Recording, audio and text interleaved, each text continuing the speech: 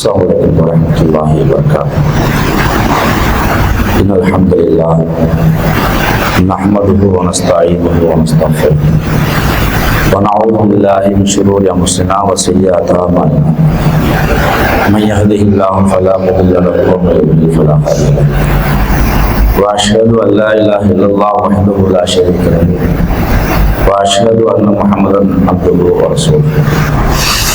அன்புக்குரிய இஸ்லாமிய சகோதரிகளை, புனிதமிகு ரமலான் மாதத்தில் நபிகள் நாயகம் ஸல்லல்லாஹு அலைஹி வஸல்லம் அவர்கள் பெண்களுக்கான சட்டத்திட்டங்கள் எப்படி வழிகாட்டினார்களோ, அல் குர்ஆன் எப்படி வழிகாட்டியதோ, அந்த அடிப்படையின் கீழ் ஒவ்வொரு சட்டங்களாக நாம் அறிந்து கொண்டிருக்கிறோம். இன்றைக்கு நாம் பெண்களுடைய ஆடைகள் தொடர்பாக இஸ்லாம் சொல்லுகிற சட்டம் என்ன என்பது குறித்தும், அதோட தொடர்பான அலங்காரங்கள் என்னென்ன அலங்காரம் இருக்கிறதோ அதையெல்லாம் சேர்த்து உள்ளடக்கி இன்றைக்கு நாம் அறிந்து கொண்டிருக்கிறோம். பொதுவாக நீ பார்த்தீங்கன்னா பெண்களுடைய அலங்காரங்கள் குறித்து அல்லாஹ் சொல்லுகிற பொழுது வகுல்லில் மூமினீன யகுபுல்ன மின் அபுசாரிஹின்ன, மூமினான பெண்கள் தங்களுடைய பார்வைகளை காத்துக் கொள்வார்கள். வயஹ்ஃபல்ன ஃபுரூஜஹுன்ன, அவருடைய கட்டுகளை காத்துக் கொள்வார்கள். வலா யுபதீன ஸீனத்தஹுன்ன, அவங்களுடைய அலங்காரங்களை வெளிப்படுத்த வேண்டாம் என்று அல்லாஹ் சொல்லி காட்டுகிறார். இன்னும் அல்லாஹ் சொல்லுகிற பொழுது வல் யதுரிபுன பிஹுமுரிஹின்ன அலா ஜுயூபிஹின்ன, தம்முடைய தலைமுக்காடுகளை மேல் சட்டையின் மீது போட்டுக்கொள்ளுங்கள், தலைமுக்காடுகளை மேல் சட்டையின் மீது இப்படி போட்டுக்கொள்ளுங்கள் என்று அல்லாஹ் சொல்லிவிட்டு இப்பதான் அல்லாஹ் விளங்கப்படுத்துறான். என்ன விளங்கப்படுத்துறான்? யாருக்கு முன்னால அலங்காரத்தோடு இருக்கலாம்.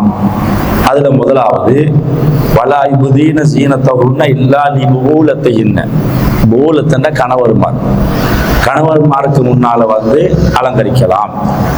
அவ் ஆபாயின்ன, பெற்றோர்களுக்கு முன்னால் பெண்கள் அலங்காரத்தோடு இருக்கலாம்.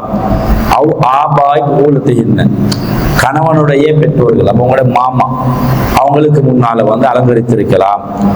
அவ் இஹ்வானிஹின்ன, சகோதரர்களுக்கு முன்னால் அங்கே அலங்கரித்திருக்கலாம். அவ் பனி இஹ்வானிஹின்ன, அதுபோன்று சகோதரர்களுடைய குழந்தை, ஆண் குழந்தைகள், அவங்களுக்கு முன்னாலும் அலங்கரித்திருக்கலாம். அவ் பனி அகவாத்துகின்ன, சகோதரிகளுக்குரிய ஆண் குழந்தை இருப்பான், அவங்களுக்கு முன்னாலும் அலங்கரித்திருக்கலாம். அவ் நிசாயிஹின்ன, உங்களை போன்ற பெண்கள் மட்டும்தான் சபையில் இருக்கிறாங்க, வேறு யாருமே இல்லை, அப்ப அலங்கரித்திருக்கலாம். அவ் மாமலக்கத் ஐமானுமுன்ன, தங்களுக்கு சொந்தமான அடிமைகள், அது நம்மளோட காலத்தில் போய் இல்லை. அதுபோல் அபித்தாபீன கைரி உளில் இருபதி நபிஜால், ஆண்கள் இருந்து நாட்டம் வெல்லாத வயது அடைந்து அது மாதிரி ஆண்களுக்கு முன்னால அலங்கரித்திருக்கலாம். அவைய திஃப்லில்லதீன லம் யதுஹரு அலா அவ்ராத்தி நிசா, பெண்களுடைய மறைவிடங்களை அவர்கள் அறிந்து கொள்ளாத சம்பந்தமா எதுவுமே நுழைஞ்சே இல்லை, அப்படிப்பட்ட அந்த குழந்தைகளுக்கு முன்னால அலங்கரித்திருக்கலாம் என்று அல்லாஹ் தஆலா யாருக்கு முன்னால அலங்கரித்திருக்கலாம் என்று நான் பேசுகிறேன். இதுல அலங்காரம் என்பதை கொஞ்சம் விளங்க வேண்டியிருக்கிறது. அலங்காரங்களை எப்படி விளங்கணும்னா, இப்ப பெண்ணை பொறுத்த வரைக்கும் பெண்ணுடைய அழகு அலங்காரம் இரண்டாக பிரிக்கும். அழகு வேற, அலங்காரம் வேற. அலங்காரம் என்ற என்னன்னு கேட்டா, இப்ப உதாரணத்துக்கு அல்லாஹ் அல் குர்ஆன்ல சொல்லுகிற பொழுது அந்த வசனங்களை வச்சு நம்ம புரிஞ்சு கொள்ளலாம். அதுக்கு அரபுல ஜீனத்துன்னா அலங்காரம். எப்படி அல்லாஹ் சொல்றான்? வலக்கது ஜஅல்னா ஃபிஸ்ஸமாய் புரூஜன் வஸய்யன்னாஹா லின்னாதிரீன், நாமே வானில் நட்சத்திரங்களை ஏற்படுத்தி பார்ப்போருக்கு அவற்றை அழகுபடுத்தியிருக்கிறோம் சொல்லி காட்டுகிறான். வஸய்யன்னாஹா லின்னாதிரீன், பார்க்கிற மக்களுக்கு அழகுபடுத்தியிருக்கிறோம். வானம் ஒன்று இருக்கிறது, வானத்தை எப்படி அலங்கரிக்கிறான்? நட்சத்திரங்கள் மூலம் அலங்கரிக்கிறான். வானம் அழகுதான், அது அலங்கரிக்கப்படுகிறது. அது எப்படி எதை கொண்டு அலங்கரிக்கப்படுது? அது நட்சத்திரங்களை கொண்டு. வஸய்யன்னாஹா, பார்ப்போருக்கு அழகுபடுத்துகிற வகையில் அலங்கரித்திருக்கிறோம். அப்ப அங்க என்ன எக்ஸ்ட்ரா மேலதிகமாக ஒரு அழகாக பேசுகிறான். அது இன்னொரு இன்னா ஸையன்னா ஸமா அத்துன்யா பிஸீனத்தில் கவாகி, அருகில் உள்ள வானத்தை நட்சத்திரங்களின் அலங்காரத்தால் அழகாக்கினோம். நட்சத்திரங்களை கொண்டு என்ன செஞ்சோம், அந்த வானத்தை அழகாக்கினோம் என்று சொல்லி காட்டுகிறான். அப்ப இந்த வசனங்கள்லாம் எதை சொல்லுதுன்னா, உதாரணத்துக்கு ஒரு பெண் ஒன்று இருக்கிறாங்க, பெண்ணை வந்து ஒரு அழகோடு இருக்கிறாங்க, அவங்கள வந்து அழகுபடுத்துறது ஒரு ஆடை போட்டு, ஆடை என்ன செய்யறதுன்னு கேட்டா அந்த ஆடை அலங்கரிக்கப்பட்ட ஆடை.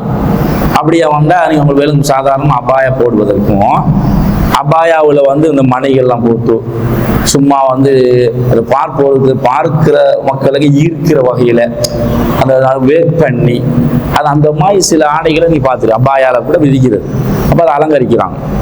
அதுபோல நகைகள் என்ன செய்யறாங்க கேட்டால் போட்டு ஜோடித்து என்ன செய்யறாங்க, அலங்கரிக்கிறாங்க. இப்படி தொங்க போட்டு கொண்டு அலங்கரிக்கிறாங்க. லிப்டிஸ்ட் வந்து என்ன செய்யறாங்க, அதை இதில் உதடுகள் அடித்து அதை அலங்கரிக்கிறாங்க. அப்போ அந்த உடம்பு வந்து அந்த ஆடையை கொண்டு ஆடைக்கு மேலால அலங்கரிக்கப்பட்ட இதெல்லாம் அலங்கரிக்கலுமோ, இதெல்லாம் வந்து அழகுபடுத்தலுமோ, அது போன்ற அம்சங்களை கொண்டு அழகுபடுத்திட்டா இவர்கள் வந்து வெளியே வரக்கூடாது, வெளியே காட்டக்கூடாது. இப்ப நீங்க வீட்டுல இருக்கலாம், யாருக்கு முன்னால் இருக்கலாம் விளங்கப்படுத்திட்டோம், யாருக்கு முன்னால் இருக்கலாம். உதாரணத்துக்கு உங்களோட மாமாவாக இருந்தா நீங்க திருமணம் முடிச்சிருக்கீங்க, அவர் ஆம்பளை தான், ஆனால் அவங்களுக்கு முன்னால் அலங்கரித்திருக்க தப்பு கிடையாது. கணவன்ட்டு அலங்கரிக்கிறமா அவங்க மாமா வீட்டுக்கு வந்துட்டு போறாங்க, அது தப்பு கிடையாது. அது நம்ம அந்த உடனே ஒழிச்சிடணும், அவங்க வந்து பார்த்துவாங்க, அப்படி கிடையாது. இப்போ உங்களோட சகோதரர்களுக்கு முன்னால் நீங்க அலங்கரித்திருக்கீங்க, சகோதரர்கள் தானே நான் அலங்கரிச்சிருக்கணுமா, அந்த மாதிரி அப்படியெல்லாம் வந்து கூச்சப்பட தேவையில்லை. அதாவது இஸ்லாத்துல அனுமதி இருக்கிறது. இப்ப சகோதரர்களுடைய ஆம்பளை பிள்ளை வருவாங்க, வீட்டுக்கு வருவாங்க, இப்ப நீங்க வந்து அலங்கரிச்சு கொண்டிருப்பீங்க, அந்த மாதிரி வந்து தப்பான்னு கேட்ட தப்பு கிடையாது. அப்ப அழகு வேற, அலங்காரம் வேற. அலங்காரங்களை தான் அதை வெளிப்படுத்த வேணாம்னு சொல்றான். இப்போ கேள்வி ஒரு முகமிக்கு தானே, முகத்தை வெளிப்படுத்தலுமா? அந்த முகம் வந்து அழகுல சேருது, அலங்காரம் இல்லை. அப்ப அதுல கூட வந்து விதிவிலக்கு. உதாரணத்துக்கு இந்த முகம், இந்த கை, அது போன்று வந்து இந்த கால், இதெல்லாம் வந்து மனிதன் வந்து வெளிப்படுத்தலாம். அதே நேரத்துல வந்து அலங்காரத்தை காட்டக்கூடாது. உடம்பை மறைக்கிற பகுதின்னு வேற பகுதி இருக்கிறது. ஏன்னா இதை தவிர உடம்பை மறைச்சி ஆகணும், அது ஏதாவது ஒரு துணியால வந்து அவங்க மறைச்சி ஆகணும் என்பது பகுதி. இரண்டாவது பகுதி வந்து இறுக்கமான ஆடைகளை வந்து பெண்கள் அணியக்கூடாது. ஆடை அணியணும், இறுக்கமான ஆடைகள் அணியக்கூடாது. ஏன்னா ரசூலுல்லாஹ் சொல்றாங்க, ஒரு காலம் வரும், அந்த காலத்தில் ஆடை அணிந்து நிர்வாணிகளாக தோட்டம் பெறுகிற சில பெண்கள் தோன்றுவார்கள். அவர்கள் வந்து சுவர்க்கத்தின் ஆடையை கூட நுகர மாட்டான்னு சொல்லிட்டாங்க. அப்ப ஆடை வந்து என்ன செய்யணும், போட்டாலும் அந்த ஆடை வந்து இறுக்கமான ஆடையாக அமைந்து விடக்கூடாது. அதே நேரத்தில் அலங்கரிக்கப்பட்ட ஆடை இருந்து வெளியே போகக்கூடாது. உள்ளுக்குள்ள அலங்கரிச்சு அறிக்கலாம், மற்றபடி உடம்பு என்ன செய்யப்படும், மறைக்கப்பட வேண்டும். எதை தவிர இந்த முகம், கை, அதுபோன்று கால் பாதங்கள், இதை தவிர என்ன செய்யக்கூடாது, மற்ற பகுதிகளும் முழுமையாக மறைக்கப்பட வேண்டும். அதுக்கு தலைமுடி என்பது என்ன, இது வந்து அவுரத் என்ற பகுதி. இப்ப வந்து நீங்க வந்து வீட்டுல என்ன செய்றீங்க, வீட்டுல இருக்கிற பொழுது நீங்க வந்து வீட்டுல சாதாரண இருந்து கொள்ளலாம். வீட்டுல வந்து வாப்பா இருக்கலாம், சகோதரிகள் இருக்கலாம், அவங்களுக்கு முன்னால தலைமுடி காற்று தப்பு கிடையாது. அவங்க மகரமான உறவுகளுக்கு மத்தியில் வந்து தலைமுடியை காற்று தப்பல்ல.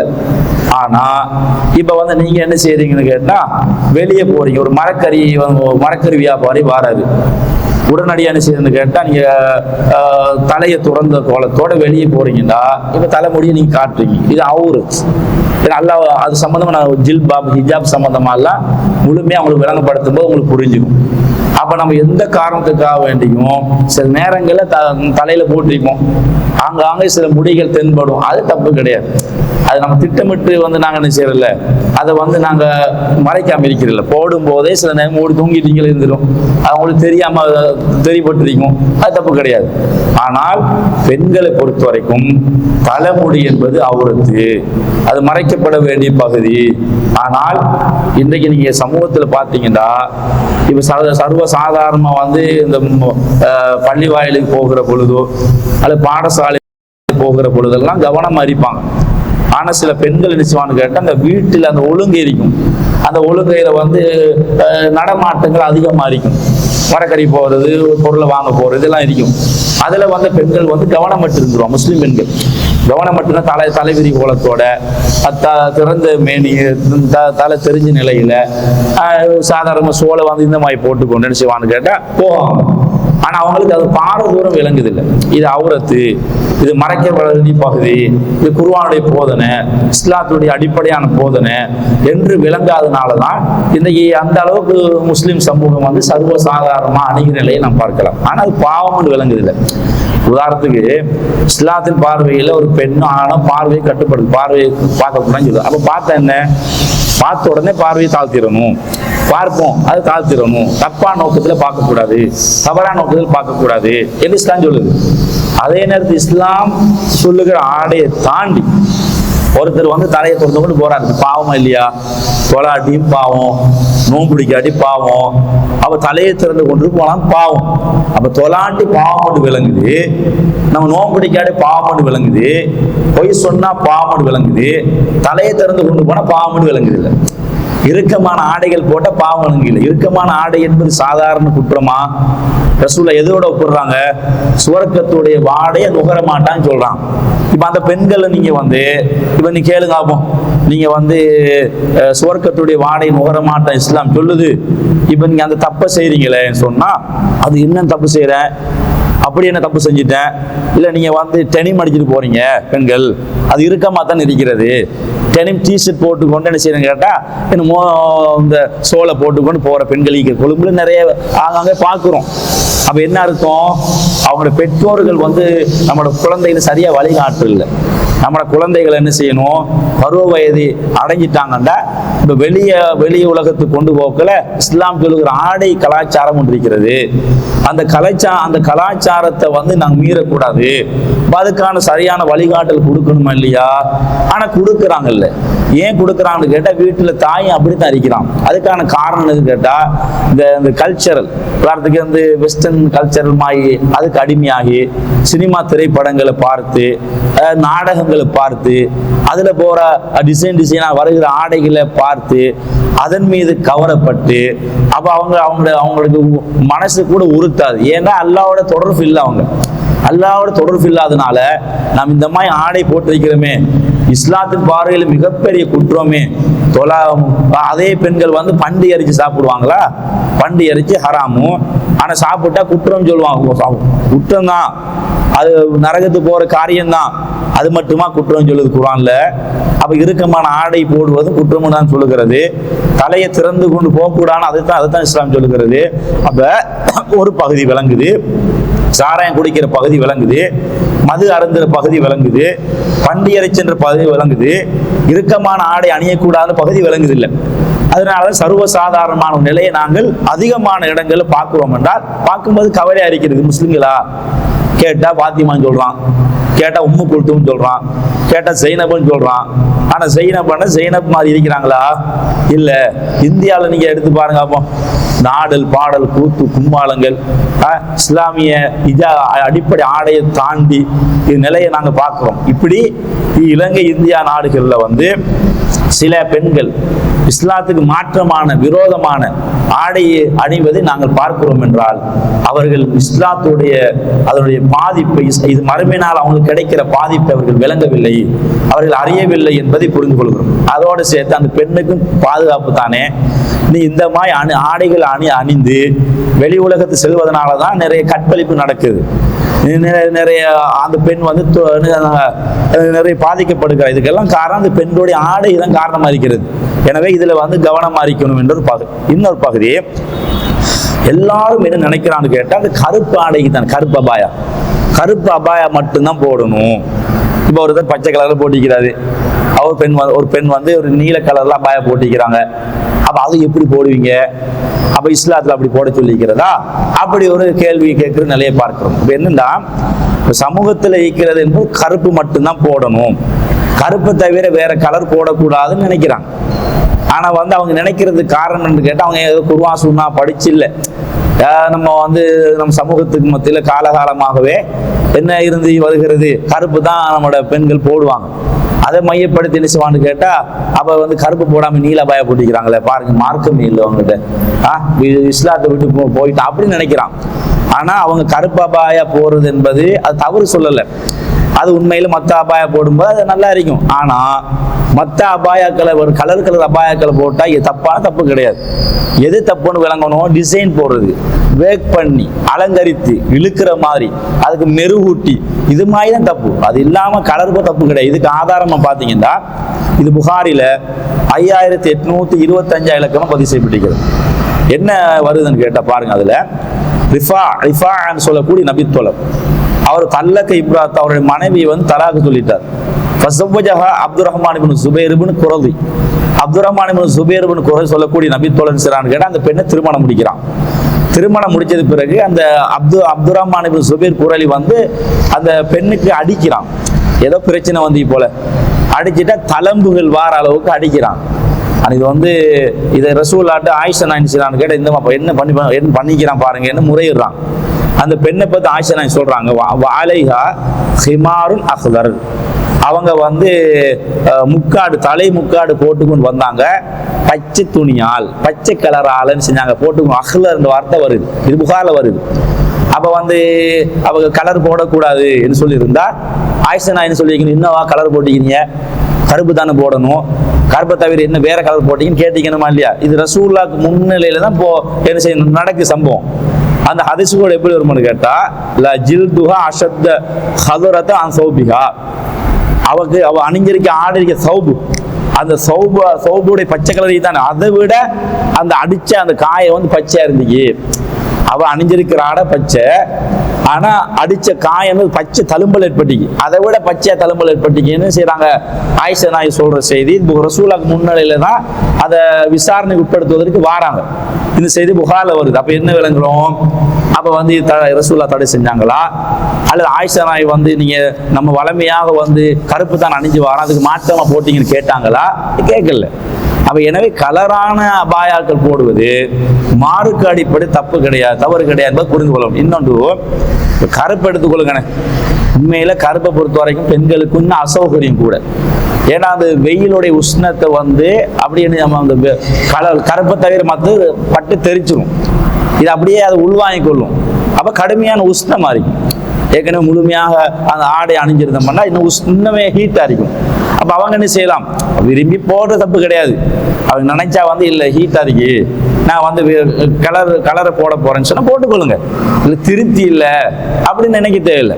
மார்க்க அடிப்படையில் தப்பு இல்லை, தவறுன்னு சொல்லுகிற பொழுது ஆடை வந்து கலர் ஆடைகள் நாங்கள் வாங்குவது என்பது தவறில்லை என்ற அடிப்படையை நாம் புரிந்து கொள்ள வேண்டும். ஆனா எதை நாங்கள் புரியணும், நீ கருப்பு அணிந்தாலும் கலர் அணிந்தாலும் அதை பேக் பண்ணி அழகுபடுத்தி அலங்காரங்களை படுத்தி அது மாதிரி தான் செய்யக்கூடாது, அதை போடக்கூடாது. போடலாம், ஏற்கனவே விளங்கப்படுத்தி யார் யாருக்கு முன்னால போட்டு கொண்டு இருக்கிறான் என்ற ஒரு பட்டியல். பெண்கள் மட்டும்தான் இருக்கிறான் சபையில, யாருமே இல்லை. அப்ப நீ அவங்களுக்கு மத்தியில போடுங்க. நீ எவ்வளவு நீங்க சிலாக்கள் வந்து நான் வாங்கின ஆடை என்ன செய்யணும், அவன் பார்க்கணும், நம்ம காட்டணும், விலை கூடிய ஆடை அப்படி நினைக்கிற பெண்களா இருந்தா அப்ப வந்து நம்ம ஆடையை கொஞ்சம் பார்க்கணுமே. எங்களோட வாப்பை வாங்கி தந்த ஆடை, ஹஸ்பண்ட் வாங்கி தந்த ஆடை, பெருமதி கூடிய ஆடை என்ன நீங்க நினைச்சீங்கடா, இஸ்லாம் சொல்லுகிற அந்த மகரத்துக்குள்ள நீங்க என்ன செய்யலாம், போட்டுக்கொள்ளலாம். பெண்கள் மட்டும் இருக்கிற சபையார அவங்கள போட்டுக்கொள்ளலாம், தப்பு கிடையாது. ஆனா வெளி உலகத்தான் போக வேண்டி வரும். நீங்க வந்து ஒரு ஹால்ல உங்களுக்கு என்ன செய்யறாங்க, கல்யாணத்துக்கு கூப்பிட்டுக்கிறான், கல்யாணத்துக்கு போக போறீங்க, நீங்க வந்து பெண்கள் மட்டும் இருக்கிற சபை தான். ஆனா நீங்க அந்த ஆடைகளை போட்டு போக்கல வெளியிறங்கி தானே போகணும், வெளியிறங்கி போக்கல 4 பேர் பார்த்துருவான். அப்ப அந்த மாதிரி நேரங்கள் அப்ப என்ன பார்க்கணும், நம்ம வந்து அந்த இடத்துக்கு போறோம்ன்றா யாருக்குமே விளங்காது, துருவா நீ காரை கொண்டு வந்து உள்ள கூறீங்க, அப்போ அங்க யாருமே ஆம்பளை இருக்க மாட்டாங்கன்னா அப்ப வேற விஷயம் இல்லை. அங்க வேற ஆம்பளைகள் சப்ளை பண்ணது இருப்பாங்கன்னா அப்ப நீங்க என்ன செய்யணும், பெண்கள் சபையாக இருந்தாலும் பெண்கள் மட்டும் இருக்கிற சபையாக இருந்தாலும் சப்ளை பண்றது ஆண்கள் இருக்கிறாங்களே, அப்ப நம்ம அலங்கரிக்கப்பட்ட ஆடை போடக்கூடாது அல்ல சொல்லிட்டானே, வலா இபுதீன்னு சீனத்தை ஒண்ண பெண்களுடைய அலங்காரங்களை வெளிப்படுத்த வேணாம் சொல்லிட்டான். அப்ப நாம என்ன செய்யக்கூடாது, அந்த இடத்துக்கு போகக்கூடாது. எதை நாங்கள் கவனமாக அது தெளிவாக செய்ய வேண்டும், புரிந்து கொள்ள வேண்டும். உங்களோட வீட்டுக்கு விருந்தினர் வராங்க, எல்லாமே மகரமான அந்த உறவுகள் தான். அப்ப நீங்க என்ன செய்ய, விலை கூடிய ஆடை நான் பார்க்கறது பசுந்தான அலங்கரிக்க நீங்க தப்பு கிடையாது, தவறு கிடையாது. எனவே நீங்க அணிய விரும்புறீங்கன்னா அணிஞ்சு கொள்ளுங்க, மகரமா இருக்கணும், அஜ்னபிகள் கலக்கக்கூடாது, அதை நாங்க கவனித்துக் கொள்ள வேண்டும் என்ற ஒரு முதல் பகுதி. உங்களுடைய அந்த யாருக்கு பெண்களுக்கும், அது ஒப்பனாத்தையும் உங்களோட குழந்தைகளுக்கும் ஏனைய பெண்களுக்கும் யுதினீன் அலைஹின்ன மின் ஜலாபீபிஹின்ன, அவர்கள் தங்களுடைய ஜில்பாபுகளை தங்கள் மீது போட்டுக் கொள்ளட்டும் என சொல்லி காட்டுகிறான். என்ன வார்த்தை சொல்றான்னு கேட்டா, அப்ப பொதுவான நிசால் மோமின பொதுவான பெண்கள், அது போன்று நபியுடைய பெண்கள், நபியுடைய மனைவிமார்கள் சொல்றான், பொதுவான பெண்களுக்கு சொல்றான், புதல்விகளுக்கு சொல்றான், நீங்க வந்து ஜில்பாபுகளை தங்கள் மீது போட்டுக்கொள்ள. அப்படி என்ன அர்த்தமா, ஜில்பாபை தலையோடு சேர்த்து இந்த மாதிரி போட்டுக்கொள்ள சொல்றான். இதுதான் ஜில்பாபு. சொல்லி போட்டு அதை எப்படி விளங்குறோம், இந்த முகமெல்லாம் இல்லைன்னு எப்படி விளங்குறோம்னு கேட்டா, அந்த வசனத்துல தெளிவா வருது, ஆலிக்கு அதுனா ஐயோரஃப்ன ஃபலாயுதேன், அந்த பெண்கள் அறியப்படுவதற்கும் தொல்லைப்படுத்தப்படாமல் இருப்பதற்கும் அதுதான் நெருக்கமானது நான் சொல்லிதான். அப்ப என்ன அர்த்தம், அப்ப தலையோடு சேர்த்து என்ன செய்யணும், இந்த மாதிரி நாங்க போட்டுக்கொள்ளணும். ஆனா முகம் அதுல உள்ளடங்குமா, முகம் உள்ளடங்காது. ஏன் உள்ளடங்காது, ஜில்பாப் உள்ளடங்காதுன்னு கேட்டா, அந்த வசனம் இறுதி பகுதியிலேயே தெளிவா சொல்றான். என்ன சொல்றான்னு கேட்டா, நீங்க வந்து அறியப்படணும், பெண் அறியப்படணும்னு என்ன அர்த்தம், நீங்க ஜில்பாபு ஃபுல்லா போட்டீங்க, அப்ப ஜில்பாபுன்னு அர்த்தம் வருமா, வராது. யாரும் அறியப்படாது, இது இன்னாருடைய மகள் தான், இது இன்னாருடைய வைஃப் தான் என்று வெளிப்படையாக போகும்போது விளங்கு தானே, அந்த மாய் விளங்கணும், அந்த மாய் அறியணும் என்று அல்லாஹ் சொல்லிட்டான். அப்ப இந்த வசனத்துக்கு பிரகாரம் நமக்கு என்ன சொல்லுதுன்னு கேட்டா, ஜில்பாபுக்கு என்ன அர்த்தம், முகம் திறந்திருக்க வேண்டும். முகம் திறந்திருக்கிற அந்த சொல்லுக்கு தான் வந்து ஜில்பாபு என்பதை நாம் என்ன செய்ய வேண்டும், புரிந்து கொள்ள வேண்டும். இப்ப வந்து அது மாதிரி நீங்க பாருங்க, வந்து இப்ப உங்களுக்கு புரிஞ்சிருக்கும் ஜில்பாபன் என்ன, இது நீங்க எப்படி புரியுறீங்க. சிலாக்கள் கேட்பான், இல்ல ஜில்பாபன்டா ஃபுல்லா மூடத்தான் வேணும், அதான் மூடக்கூடியவர் இந்த வசனத்தை ஆதாரம் காட்டுவான். யார் வந்து முகத்தை மூடி சொல்றாங்களோ அவங்க ஆதாரம் காட்டுவாங்க, இது ஜில்பாப்னு சொல்ல, ஜில்பாப்னா ஃபுல்லா முகத்தை மூடணும். அப்ப நம்ம என்ன சொல்லுவோம், என்ன சொல்லுவீங்க, அவங்களுக்கு இல்ல அப்படின்னா அந்த தொடர் வசனத்தை என்ன சொல்லி காட்டுகிறான், அறியப்படம் சொல்லுகிறானே, அறியப்படணும்னு சொன்னா அதுக்கு என்ன அர்த்தம், அறியப்படம் சொன்ன என்ன அர்த்தம்னு கேட்டா, அந்த பெண் யாருன்னு விளங்கணுமே, விளங்கினா தானாங்க அறியப்படணும். அப்ப வந்து விலங்கலாட்டி அந்த பெண் அறியப்படாது. அப்ப அறியப்படுற வகையில் இருக்கணும்டா அந்த ஜில்பாப் போட்ட ஜில்பாப் என்பது முகம் திறந்த நிலையில் இருக்க வேண்டும் என்பதைத்தான் தெளிவான செய்தி காட்டுகிறது என்ற அடிப்படை நாம் புரிந்து கொள்ள வேண்டும். சரி, இப்ப வந்து இதனால என்ன நன்மை, என்ன அடிப்படை, இதுக்கு இதை வச்சு வேற என்ன விளங்கலாம்னு கேட்டா, இப்ப சிலாக்கள் என்ன சொல்லுவான்னு கேட்டா, இந்த பெண்கள் வந்து மூடை இயலும், அது போன்று திறக்கையும் இயலும், அப்படி புரியலாம் தானே விளங்கலாம். ஆனா அப்படி புரியக்கூடாது. ஏன் அப்படி புரியக்கூடாது நான் சொல்றேன்டா, அல்லாஹ்வுடைய கட்டளை என்ன சொல்லுங்க. அப்போ அல்லாஹ்வுடைய கட்டளை என்பது அறியப்படணும். அல்லாஹ்வுடைய கட்டளை அறியப்படணும்னு சொன்னா நீங்க மூடிக்கொண்டிருப்பீங்களா, இல்ல அல்லாஹ் அறியப்படணும்னு சொல்லிட்டாண்டா அதுக்கு மாற்று வியாக்கியானம் சொல்லலுமா, சட்டத்தை நாங்க மாத்த இயலுமா, இல்ல நான் வந்து அப்ப அல்லாஹ் சொல்லிட்டான் தான், ஆனா நம்ம இஷ்டத்துக்கு நான் நடந்து கொள்வேன் அப்படி சொல்ல முடியுமாண்டா, அப்படி சொல்லக்கூடாது. அல்லாஹ் தெளிவான வார்த்தையோடு எப்படி சொல்றான்னு கேட்டா அறியப்படும் சொல்லுகிறான். அதுக்கு பிறகு அந்த வசனத்தை அந்த வார்த்தைக்கு மாத்தமான செய்ய நடந்து கொள்ளக்கூடாது என்ற அடிப்படையை புரிந்து கொள்ள வேண்டும். அப்ப உங்களுக்கு என்ன புரிஞ்சிருக்கும், இப்ப ஜில்பாப் என்றாலே முகம் திறந்திருக்கணும், அது கட்டாயம் திறந்திருக்கணும். கட்டாயம் திறந்திருக்கணும் என்பதற்கு என்ன ஆதாரம், அல்லாஹ்வே சொல்லிட்டான், அறியப்படும் சொல்லிட்டான். இப்ப நீங்க பாருங்க, அப்போ இன்னைக்கு ரோட்டால வந்து முகத்தை மூடிக்கொண்டு போறாங்க. இப்ப முகத்தை மூடிக்கொண்டு கையில கூட்டி போகும்போது இப்ப நமக்கு வந்து என்ன விளங்கும், இது அவங்களோட வைஃபா அல்லது வந்து வேற ஒருத்தர் கூட்டி போறானா என்ன அறிய தெரியலையே. வெளிப்படையா ஃபுல்லா மூடி இருக்கான், கையை மூடி காலை மூடி கால் பாதத்தை மூடி அப்படி மூடிட்டு போக்களை வந்து அவ எப்படி எங்களுக்கு புரியும், யாருன்னு விளங்காது. அப்ப அல்லாஹ்வுடைய வசனம் என்ன சொல்லுதுன்னா அறியப்படணும், விளங்கப்படணும். அந்த வசனம் திரும்ப நான் வாசிக்கிறேன் பாருங்க. அப்ப நபியே தமது தலை முக்காடுகளை தொங்க விட்டு கொள்ளுமாறும் தமது மனைவியருக்கும் உமது பெண் மக்களுக்கும் இறை நம்பிக்கையாளர்களின் பெண்களுக்கும் கூறுவீராக, அதுவே அவர்கள் அறியப்படுவதற்கும் தொந்தரவு செய்யப்படாமல் இருப்பதற்கும் மிகவும் ஏற்புடையது. அல்லாஹ் மன்னிப்பவனாகவும் நிகரில்லா அன்பாகவும் இருக்கிறான். அப்ப இவ்வளவு தெளிவான செய்தான் சொல்லிட்டான். அப்ப நபிமாருடைய மனைவிக்கும் ஆரம்ப சட்டம் இருந்து, என்ன சட்டம், அவங்க திறந்து கொண்டுதான் இருக்கணும், அவங்களோட உதவிகளுக்கும் அந்த சட்டம் தான் இருந்திருக்கிறது. இதுல விதிவிலக்காகும், அந்த விதிவிலக்கு பிறகு வழங்கப்படுத்திட்டேன். இப்ப அது மாதிரி நீங்க பாருங்க, அப்போ இன்னைக்கு என்ன நடக்குதுன்னு கேட்டா, உண்மையில் இஸ்லாம் மார்க்கம் அறியபூர்வமான மார்க்கங்க. ஏன்னு கேட்டால் இன்னைக்கு வந்து எல்லா கொலை, அது போன்று கொள்ளை, விபச்சாரம் எல்லாத்துக்கும் எதை பயன்படுத்துறான் தெரியுமா? இன்னைக்கு முகத்தை மூடிக்கொண்டு விபச்சாரத்துக்கு போறான். ரோட்டால போனா விளங்குமா? ஆட்டால போய் இறங்குறான், ஒரு பொம்பளை இறங்குறான், மூடிக்கொண்டு இறங்குறான். இப்ப திறந்து கொண்டு இறங்கினா இவ எங்க இவரோட இன்றைக்கு எங்க வந்திக்கிறா, இந்த இடத்துக்கு ஏன் வரணும், இது எப்படி டேஞ்சரான இடமே என்று விளங்கிரும். ஆனா ஃபுல்லா மூடிட்டு போனா யாரு, என்னத்துக்கு வந்திக்கா, எதற்கு வந்திக்கா என்று விளங்காது. அவ யாரு கூப்பிட்டு வந்திக்கா? இப்ப உதாரணத்துக்கு உங்களுக்கு ஃபாத்திமாவோட பொம்பளை உங்களுக்கு தெரியும், ஆனா ஃபாத்திமாவோட கணவரே உங்களுக்கு தெரியும். இப்ப வந்து ஒருத்தர் கூட்டி வந்திருக்கிறான், உங்களுக்கு தெரியாத ஆள் வந்து கூட்டி இறக்குறான். ஒரு முகத்தை திறந்து கொண்டு உங்களுக்கு விளங்கிடும், ஆஹா இவர் யாரப்பா, கணவர் வந்து வேற ஆளே, நானா தெரியும், தம்பியை தெரியும், இவர் யார் வந்திருக்கிறாரு உங்களுக்கு புரிஞ்சிடும்.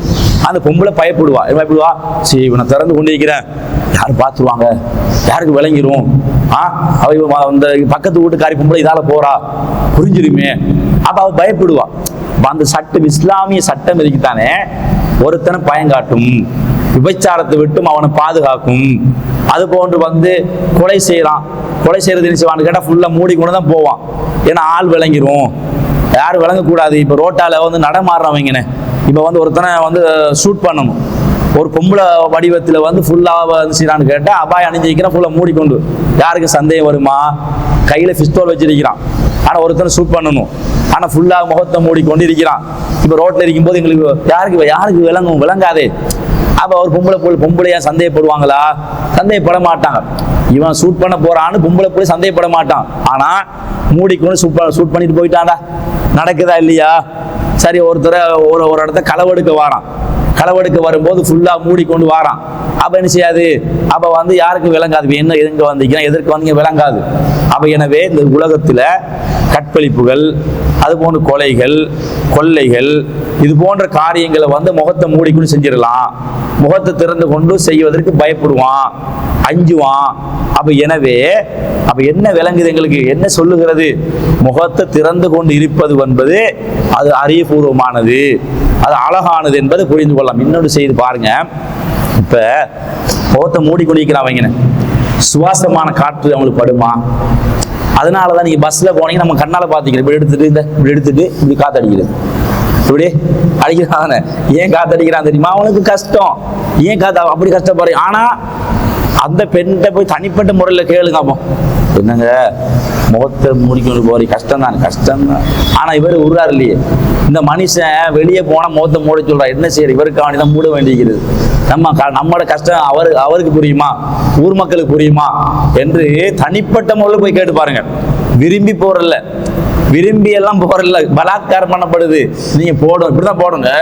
இப்படி போராட்டி நான் வந்து அவர் வந்து 3 நாள் ஜமாத்துல போய்ப்பாரு, 40 நாள் ஜமாத்துல போய்ப்பார். இப்போ ஜமாத்துல போய் 2 பயான் பண்ணிப்பார். இப்போ எல்லாம் ஹார்கூன் ஆயிட்டாருன்னா வைஃபும் ஹார்கூன் ஆக்கணும். வைஃப் ரோட்டால போக்கில் ஹார்கூன் ஷாப் வந்து வைஃபை வந்து திறந்து கொண்டு போனா வந்து ஹார்கூன் ஷாப் என்ன வைஃபை திறந்துட்டு போறீங்க என்று கேட்பான் என்பதற்காக வேண்டி இப்போ அவர் என்ன செய்வான்னு கிடையாது. அவர் அதுக்காக வேண்டி தான், இறைச்சத்துல எல்லாம் கிடையாது. இறைச்சம் என்பது அல்லாஹ்வுக்கு தெரியும். ஆனா அந்த பெண் வந்து மூடுவதோ இவர் சொல்வதோ எனக்கு தெரியுமா? இல்ல நம்ம ஹார்கூன் ஆயிட்டோம், வந்து 40 நாள் ஜமாத்துல போயிட்டோம், அப்ப ஜமாத்துல போனா வந்து பெண்ணை மூடணும், அப்ப ரோட்டால போக்கல கேள்வி கேட்பான், அதற்காக நீ மூடுகிறாக்களும் செய்யறாங்க, இருக்கிறாங்க. இது பொய் இல்லை. நீ தனிப்பட்ட முறையில அவங்க அணுகி கேளுங்க. நீங்க உங்களுக்கு எப்படி தெரியுமான்னு கேட்டா, இப்படி கேட்டாங்க நம்ம சொல்லிக்கிறாங்க. பெண்கள் கேட்டாக்க நம்ம சொல்லிக்கிறேன், இப்படிதான் நம்ம கேட்டு பார்த்தேன், ஆனா அவங்க சொன்னாங்க. அப்ப எனவே அடுத்தது பாருங்க, சாப்பாடு தின்னும்போது ஹோட்டல்ல நிப்பாட்டுவாங்க. ஹோட்டல் நிப்பாடி எப்படி சாப்பிட போறாங்க? இப்படி ரோட்ஸ் கட்டிக்கிறது, எல்லாமே என்ன எப்படித்தான் தின்று யோசிச்சு பாருங்க. அப்போ அது மாதிரி தண்ணி குடிக்கிறது, தண்ணி குடிக்கல் கொட்டு போடுவாங்க, கொட்டு போடும். ரொம்பவே கஷ்டப்படுறான். ஏன் உங்களுக்கு தேவையில்லாத வேலை? இஸ்லாம் அவங்களுக்கு சொல்லிக்கிறது ரொம்ப கஷ்டப்பட சொல்லு, தண்ணி குடிக்க கஷ்டப்படுறீங்க. இது உண்மையில இது மாற்று மத ஆக்கள் விமர்சனம் பண்றாங்க தானே, விமர்சனம் பண்றா. நம்ம அவங்களுக்கு என்ன, அவங்களுக்கு நம்ம எதை பதில் சொல்லிட்டு போறோம்? அறியாம செய்யறாங்க. நியாயம் தானே விமர்சனம் பண்றது. என்னங்க இஸ்லாமிய மார்க்கம் வந்து என்ன நல்ல மார்க்குன்னு சொல்றீங்க, ஆனா பெண்களை கொடுமைப்படுத்துத, மொத்தமாக மூடி வச்சுக்கிறத, சுவாசமான காற்றை தடுக்கிறத, நிம்மதி இல்லாம போறாவே, சாப்பாடு தின்ன முடியலையே, இப்படி வந்து அவன் என்ன சொல்றான். அவன் சொல்றது பொய்யா? அது நாம என்ன சொல்லுவோம்? இல்லை, அவன் சொல்றீங்க அந்த மார்க் இஸ்லாம் சொல்லல. இஸ்லாமிய மார்க் இஸ்லாம் மார்க் என்ன சொல்லுவீங்க பாரு, 33:59 பாரு, பிரட்டி பாரு. அப்படி நம்ம என்ன சொல்றோம்னு கேட்டா, இன்னைக்கு நிறைய சிஐடி மார்க் என்ன செய்வான்னு கேட்டா வருவாங்க. சிஐடி மார்க் என்ன சொல்றான்னு கேட்டா இந்த மாதிரி கேள்விகளை கேட்பான். அவனுக்கு குர்ஆனுடைய தர்ஜமாக்கள் எடுத்து காட்டுவான். அவனே அப்படியா இஸ்லாம் மார்க் அப்படி சொல்லிக்கிறதா? அப்ப தெளிவா தான் இருக்கிறது, தெளிவான மார்க்கம் தானே. அப்ப எனவே அவன் அதிர்ச்சி அடைகிற அளவுல, அவனே பூரிப்படைகிற வகையில, அப்படி இப்படி நாங்க வந்து மாற்று மதகுருமார்களுக்கு கூட நம்ம இதை எடுத்து காட்டுறோம். அப்ப வந்து அவங்களுக்கு புரிய வைக்கிறோம்.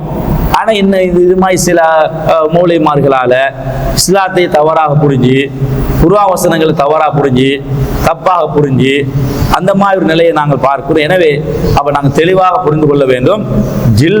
ஜில்பாப் என்பது பெண்கள் திறந்த நிலையில் இருப்பது ஜில்பாப். அப்ப யா ஐயுஹன் நபியே குல்லி அஸ்வாஜிக, உன்னுடைய மனைமார்களுக்கு சொல்லுங்கள், ஒபனாத்திக, உங்களோட குழந்தைகளுக்கு சொல்லுங்கள், வனிசாயில் மூமினீன, ஏனைய பெண்கள் மூமினான ஏனைய பெண்களுக்கு சொல்லுங்கள், குதினீன அலைஹின மின் ஜலாபீபிஹின்ன, தங்களுடைய ஜில்பாபுகளை தங்கள் மீது தலையோடு சேர்த்து அப்படியே வந்து மார்பகத்தை சேர்த்து போட்டுக்கொள்ளுங்கள். தாலிக்கு அதுனா ஐயோரஃப்ன ஃபலாயுதேன், அதுதான் அறியப்படுவதற்கும் தொல்லைப்படுத்தப்படாமல் இருப்பதற்கும் அது ஏற்றது.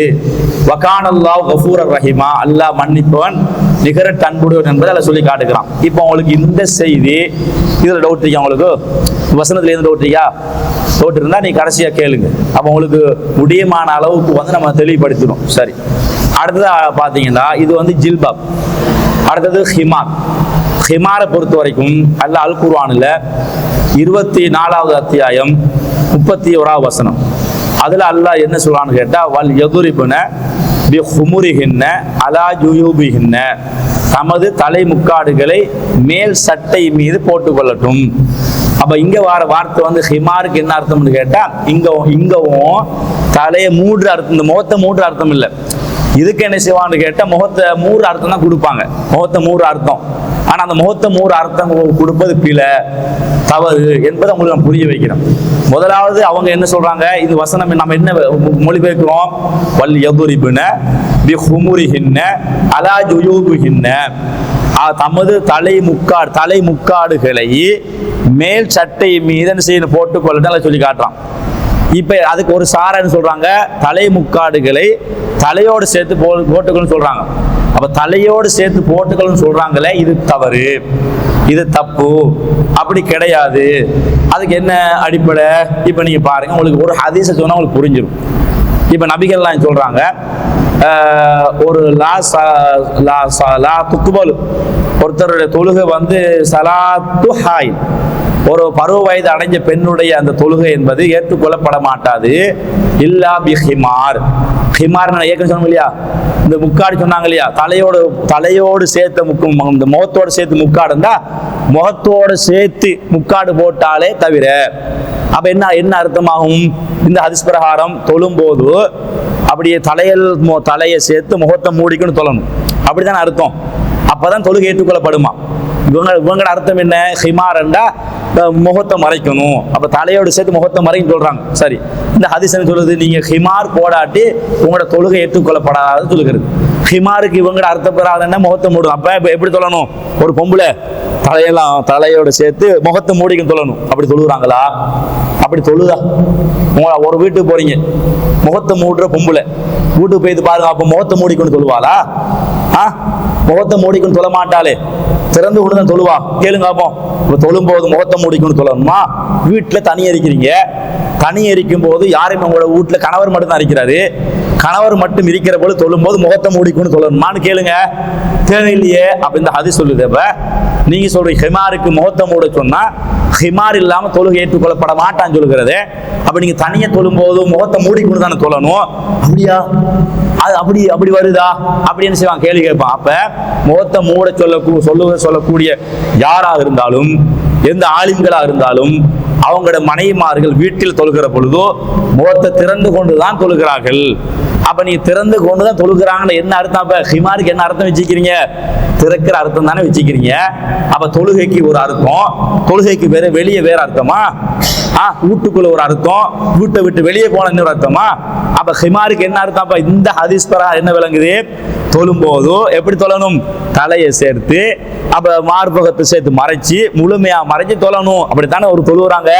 அப்ப ஹிமாருக்கு அதான அர்த்தம். அப்ப இந்த இந்த ஹிமாருக்கு எப்படி தெளிவா புரியுறோமோ, இப்ப குர்ஆன்ல வார ஹிமாருக்கு மாற்றம் புரியுறீங்க. குர்ஆன்ல வார ஹிமாருக்கு என்ன அர்த்தம்? வல் யதுரிபுன பிஹுமுரிஹின்ன அலா ஜுயூபிஹின்ன, தங்களுடைய அந்த தலை முக்காடுகளை வந்து மேல் சட்டை மீது போட்டுக்கொள்ளுங்க. அப்படித்தான் அர்த்தம் கொடுப்பீங்க, அப்படித்தான் கொடுக்கணும். இது இந்த ஹதீஸை விளங்குறமா? அந்த ஹதீஸ் அப்படித்தான் புரியணும். அப்ப எனவே அன்பான சகோதரிகளே, அப்ப உங்களுக்கு ஹிமாருக்கு என்ன அர்த்தம்? முகத்தை திறந்த நிலை இருப்பதுதான் ஹிமாருக்கு அர்த்தம். அந்த வசனத்துக்கு என்ன அர்த்தம்? அதுதான் அர்த்தம்.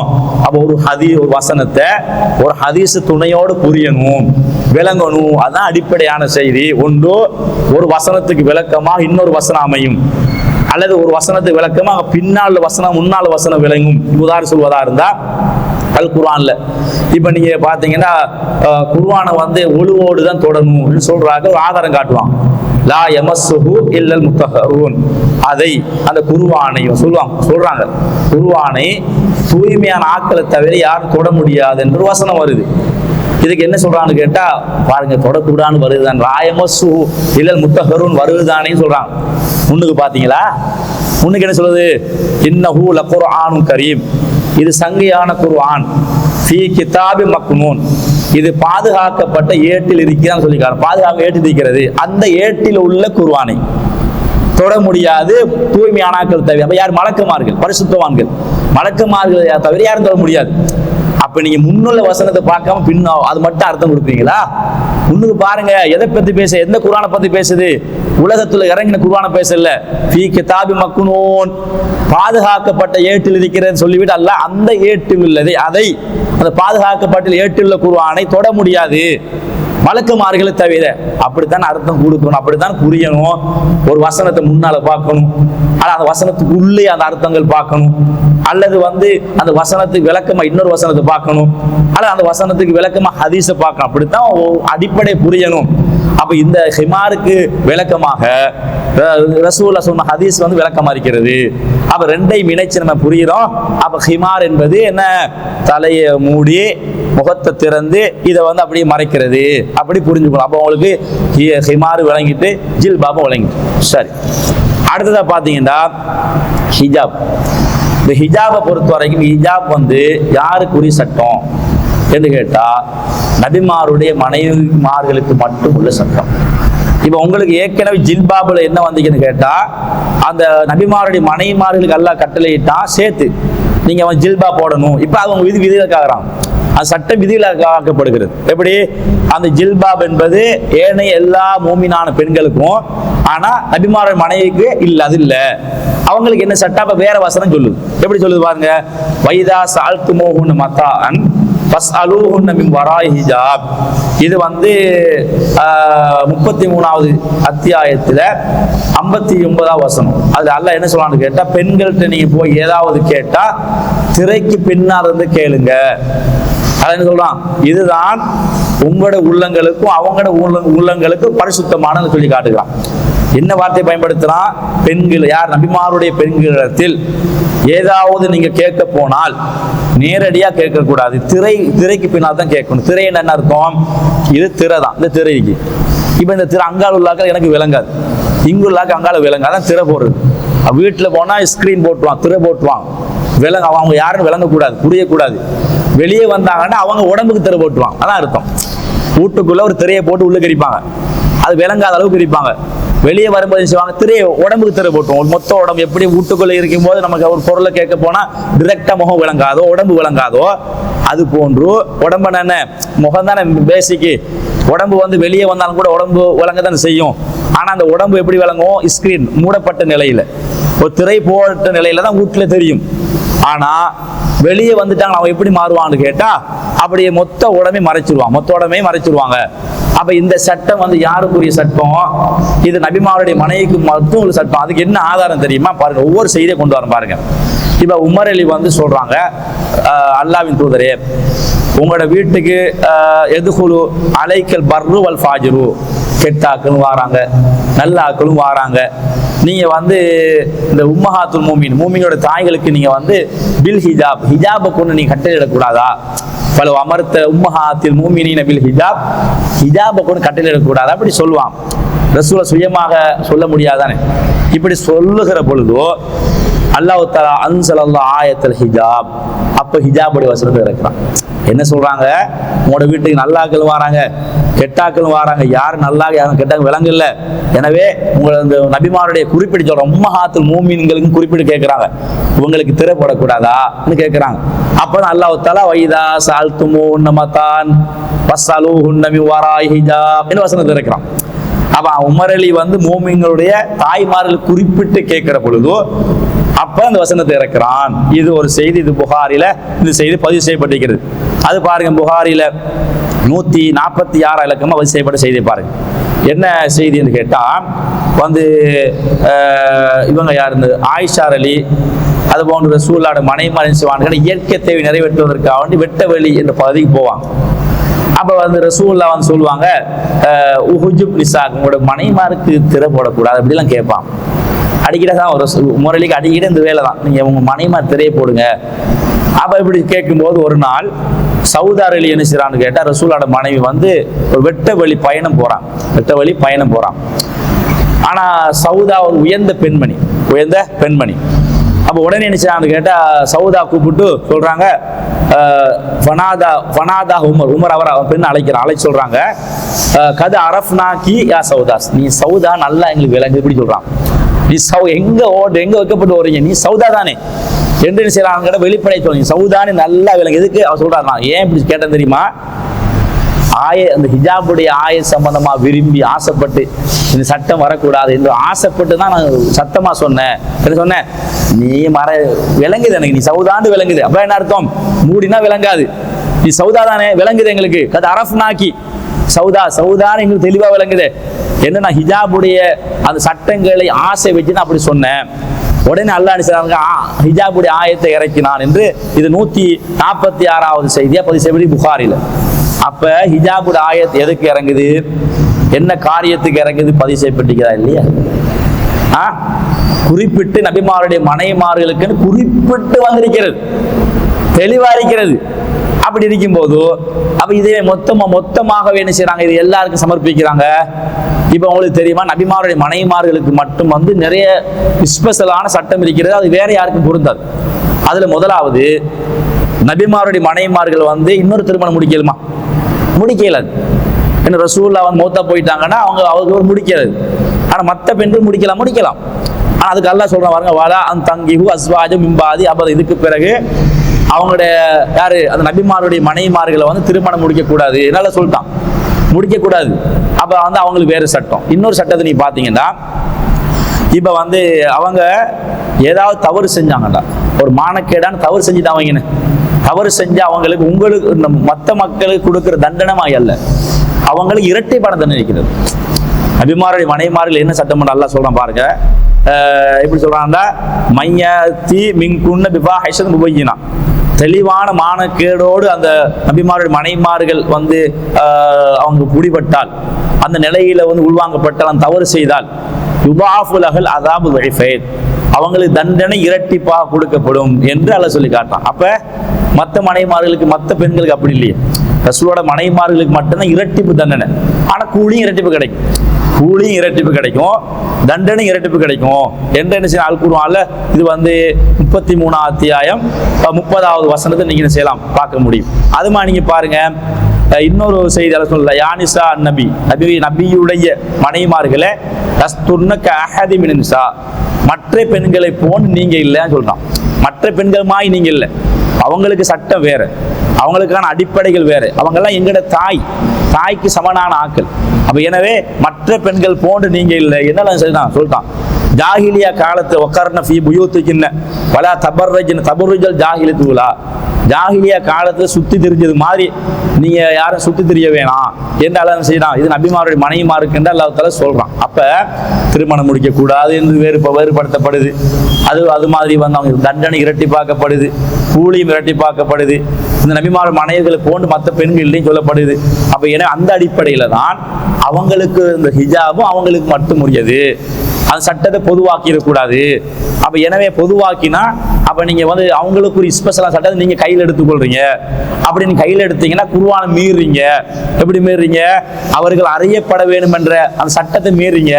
சட்டத்தை மீறினா என்ன நடக்கும்னு கேட்டா அது குற்றம் ஆயிருக்கும், குர்ஆனை மீறின குற்றம் கிடைக்கும். அப்ப இதை நாம் என்ன செய்ய வேண்டும்? தெளிவாக புரிந்து கொள்ள வேண்டும். இது ஒரு பகுதி. உங்களுக்கு ஹிஜாப் பண்ணா நபிமாருடைய மனைவிக்கு மட்டும்தான். ஹிமார் ஜில்பாப் என்பது பொதுவாக எல்லாரும் குறிக்கும். அதுக்கு அர்த்தம் என்ன அர்த்தம்னு கேட்டா தலையோடு சேர்த்து முகம் இல்லாம மற்ற பகுதியை மறைக்கிறது. ஹிஜாப் பண்ண மொத்த உடம்பை என்ன செய்யறது? மறைக்கிறது. எதுவுமே விளங்காது, கையும் விளங்காது, கால் பாதம் விளங்காது. அதை நாங்கள் புரிந்து கொள்ள வேண்டும். அது மாதிரி நீங்க பாத்தீங்கன்னா இப்ப சரி சில நேரங்கள்ல இப்போ அவங்க ஒரு தங்கடமான நிலைமையா இருக்கும். அந்த நேரங்களில் வந்து இப்போ ஒரு இந்த கை பகுதியோ அல்லது வந்து தலைப்பகுதியோ அல்லது கால் பகுதியோ விளங்க வேண்டிய நிலைமை ஏற்படும். இப்போ அப்போ தப்பானு தப்பு கிடையாது. அது வெள்ளம் போட்டாலும் சரியான வெள்ளம். இப்போ நீங்கள் வந்து ஆடையை கொஞ்சம் உயர்த்துறீங்க, இப்போ கால் பகுதி விளங்குது, இப்போ தப்பா? இப்போ தப்பு கிடையாது. இப்போ ஒருத்தர் பாதிக்கப்பட்டு விழுந்து கிடக்கார், இப்போ நீங்கள் தூக்குறீங்க, தூக்கும்போது ஆடைகள் வந்து கொஞ்சம் அங்கே விலக ஆரம்பிக்கும் சில நேரங்களில். அந்த மாதிரி நேரங்களில் வந்து தப்பான்னு கேட்டால் தப்பு கிடையாது.